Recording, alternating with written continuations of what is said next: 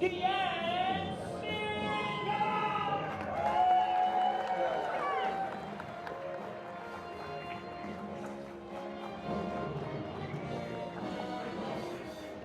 Hello, everybody! Hello, everybody! Thursday night, we're here to see Randy. Are you psyched or what? I'm excited for you. We've been talking around. The show is great. We'll get to it in just a second. Let's start my part with a joke. You guys ready for this? Yeah. Okay, here we go, guys. I think it's weird that Russians are so anti-gay. Yeah, they invented the concept of a woman inside a woman inside a woman. Great, good, we're there. This guy gets it. Nice. Just like to check it out, see what we're willing to do tonight, mentally. You know what I mean? Okay, where can we go? Where are the boundaries? This is good. No boundaries. No boundaries. Also, no boundaries? Okay. What vibes are you guys getting off me, by the way? Do I seem chill? Do I seem relaxed? Yes? That's so good. That means it's working. I've been meditating, you guys. I've been meditating. By which I mean I recently took one shit without looking at my phone. So, thank you. That doesn't deserve a round of applause. I appreciate it this time. Too late for this time. No, that's good. I'm very present. I'm very, at home in the human body. We call it a human body when we're at home in it, right? I'm on my phone. I am on my phone so much, way too much, and even my phone knows it. I was scrolling, and then I got an ad for a meditation app. As I was scrolling, it said, for the next 15 seconds, let go of any expectations you have for yourself. And I was like, that's a terrible idea. I'm driving right now.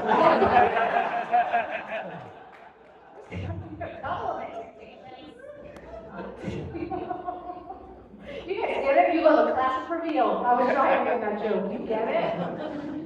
I've been driving since the start of my set. That shit I took was in a yellow Honda Fit. I don't always say that. I feel like this crowd could handle it. I feel like that would be fun. No. I have a lot of anxiety. I really struggle with anxiety. The phone doesn't help with that at all. And actually, I don't want to say I struggle with anxiety anymore because I feel like it's negative. Like that phrasing keeps me stuck. If you have anxiety, you can do what I'm going to try to do now. I'm going to reframe. I'm no longer going to say I struggle with anxiety. I'm going to say my mind sparkles with imaginary danger. Magical, mysterious, powerful.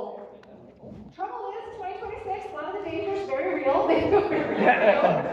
I don't know what you guys, I think it's embarrassing, honestly, I think it is embarrassing to have anxiety the way that I do in 2026. Like when everything that we know is happening outside these walls, for me to be walking around with regular, everyday, garden variety anxieties is just embarrassing. I'm still walking around like this. I'm like this. Oh my God. I wonder if it was weird how I said goodbye to my friends at that party. Who cares?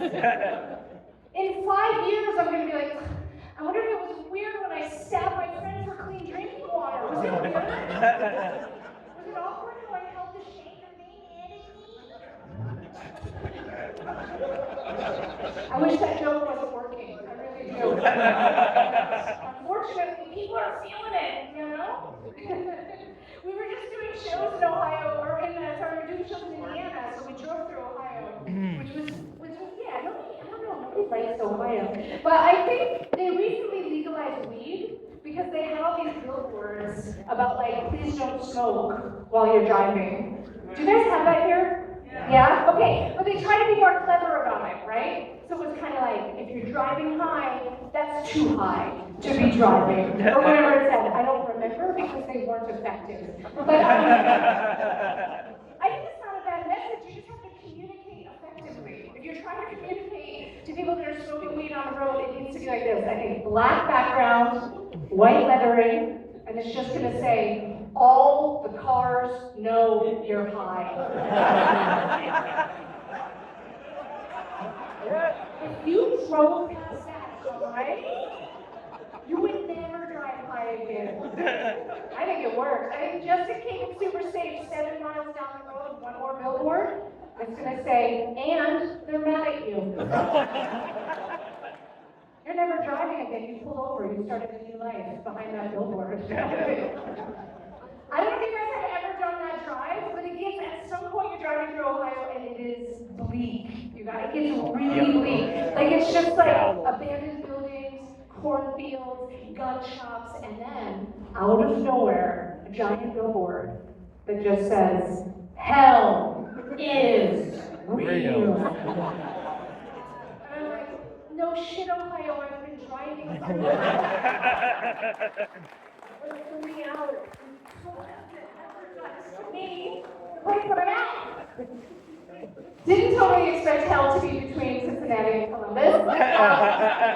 Did expect it to be sponsored by Monsanto though, so that checks out. I got fascinated by the sign, so I looked into it, and it turns out at this point it is a bona fide tourist destination. It has a Google rating. The billboard has a Google rating. 4.3 though, only 4.3. But I held it over before. And I was wondering, like, what's keeping it from 5? I think it's a 5-star experience. So I had to look it up. There were 2 1-star reviews that brought it down. And as far as I could tell, these reviews were in all sincerity.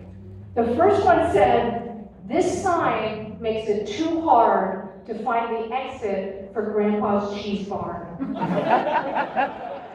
Reasonable, I think, reasonable. The second 1-star review said, I'm not saying it's not real. I'm just saying, prove it. Which I think is incredible. And I hope that's how they leave all of their 1-star reviews. I'm not saying he's not your grandpa. I'm just saying, prove it. Hang on, fair enough. Make a little note here. Those jokes work better in Indiana. Okay. Don't do them anymore. Okay. I don't know. I was annoyed by the billboard that held real billboard. Like, it's a little scary out of nowhere to see this giant thing reminding you about hell. And like, I don't know about you guys. I don't need to be like more afraid than I already am right now. You know what I mean? What with everything? We're not going to get too much into it. We're going to world country, ice running around, rising fascism. Things are kind of scary out there, you know. And it helped me to remember, I don't know if it will help you to remember, but it gave me a little bit of courage to remember that fear is a tool of fascism. And once I remembered that, I'm like, that's not going to work on me.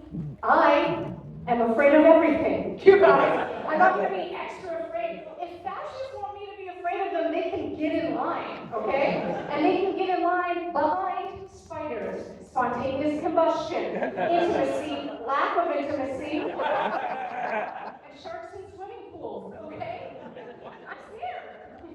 I know the last one doesn't make sense, but if I'm in a swimming pool, especially at night, my legs feel nervous, you guys. It feels like someone's gonna come chomping. I can't see everybody in the audience. Some of you are plunged into darkness. Some of you have spotlights on you, but I did get to see someone do this when I did that joke, which I appreciate. That makes me feel seen, and like we get each other, you know? Oh, I don't know. Does anybody else get the feeling that like does it feel like time is speeding up? Feels like things are going so quickly and so much is happening all the time. I'm about to blow your minds, you guys. It was less than a year ago, when J.D. Vance killed the Pope. Less than a year ago. When the vice president of this nation murdered a holy man with his bad vibes. It was handshake tonight, I think that's what happened. I don't know. Maybe it was AI. I can't tell what it's not anymore. I'm not a fan of AI. I think we need to shame people that are using AI. Like, Yeah. Like, it's not destroying the planet and making us stupider. You know what I mean? Whenever somebody's like, I asked ChatGPT and it gave me a morning routine. I'm like, okay. I asked my heart and it said you're a loser. I don't know. I think choose your last 2 brain cells to piece it together. I don't know. I think a huge bright spot in my life right now, I think all of our lives, is like That's the bright spot for me of 2026. I have this girl, guys, I have this girlfriend, she's so beautiful, she's so smart, and before you're sitting there wondering like, oh, how did they snag such a, none of your goddamn business, okay? It's actually none of your goddamn business how I did it, how I got this incredible woman. I'm a very generous lover, it is none of your goddamn business. Don't think about it, don't picture her, don't picture me, it's none of your goddamn business. Just remember, fellas, if you're going down, it's not an ice cream cone, it's not gonna melt, take your time. It's actually none of your business. Spider-Man hand is going to get you a long way. That's all I'll say. You have to figure out the rest on your own. It's none of your business. She's the rest. I have to look up definitions of words sometimes, hanging out with her. She was like mildly talking shit about someone, and she goes, you know what? I bet they don't know the definition of the word fascism. And I was like, yeah, what a fucking idiot. Come to me, frantically Googling the definition, stay in this relationship, keep having sex with this woman. Have any of you ever been in a relationship that requires you to do reading? That's where I'm at. Okay, just a resounding no. The silence in Timonium, no. Can't really. I mean, listen, I'm not always doing the homework. You reminded me, I found out recently, apparently it's like hard it's on record that it's, cops say that it's difficult to infiltrate anarchist groups because there's too much reading. That's just on record. They say we can't do it, there's too much reading. And obviously, right, the easy joke to make is like, cops are dumb. And like, yes, cops are dumb. But then I realized that's also why I can't join anarchist groups. I can't, it's a ton of reading, you know? I don't know. You hope you learn things in relationships, right? Like, and not to talk shit about my ex, but in my last relationship, I learned a lot about The Bachelor, like the dating reality show, you know? In this relationship, it's just a little bit more about Frantz Fanon's political thought. In my last relationship, I was like, Kelsey T deserves that rose. And in this relationship, I'm like, holy shit. Violence is a necessary tool for the liberation of the colonized. Of course. Kelsey T should kill the Bachelor. I'm still me, I'm still learning, I'm still piecing it together, you know? I love my girlfriend, she adds so much to my life, but I'm afraid that I'm not always contributing to a situation. You know, like we were out late one night getting tacos. Not a euphemism. I don't know how to tell the story. I'm working on the story. We were ordering tacos. We were ordering tacos from a taco truck in New York. By the way, it's embarrassing for me that my real taco order is 2 fish tacos. Okay, I just need you to know that it's embarrassing to be a stereotype of yourself. Like, if you've made any assumptions about me so far, you're correct. I don't care what you think. I am everything I look like I am. I know that you're right about it. Of course I'm vegan, I'm gluten-free, I'm going to make your brunch a living nightmare. Do you think that I have complicated pronouns? Yes, I do. My pronouns, they, them, they're there. Because I need to be comforted for unrelated reasons. Everything I look like I am. I don't know. Can we just have a moment, by the way, a little bit of love in our hearts for like the queer femmes of this world, people like my girlfriend out there looking straight, you know what I mean? Doing the hard work, battling back advances from men constantly. Like it's that when we go out together, she's more gay than I am, is what I'm trying to tell you. It's like nothing for me to walk around in the world holding the hand of a beautiful woman, you know? It like gives me social capital, if anything. What am I declaring to the world walking around holding the hand of a beautiful woman? Almost nothing. I'm like, yeah, I like hot chicks. Who doesn't? You know what I mean? And I'm not putting myself down when I say this, but can we just have a moment for what it is for her? The presence of personhood, the character, the rootedness in her own beliefs, to walk around holding the hand of this little genderqueer bucket clown to walk around going, this is what I'm into, world, this is what does it for me. Sexually, emotionally, physically. Someone 3 inches shorter than me with an ageless, timeless quality that you can't tell if they're 67 or 8. That's what I'm into.